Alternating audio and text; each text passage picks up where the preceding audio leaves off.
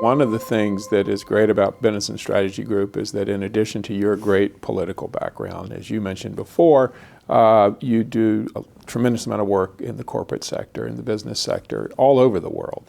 As you stop and think about this, given the experience you've just had, any other advice or thoughts that you have for the corporate sector?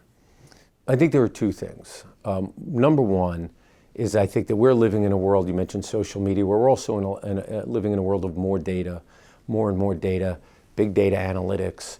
Still, I know polling is going to get criticized a lot, but I think the dust will settle on that.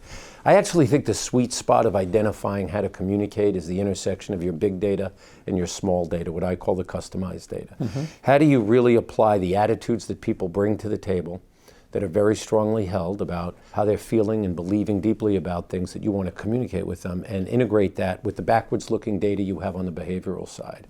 Because if you can get to that sweet spot, that's when you'll really be able to communicate more strongly.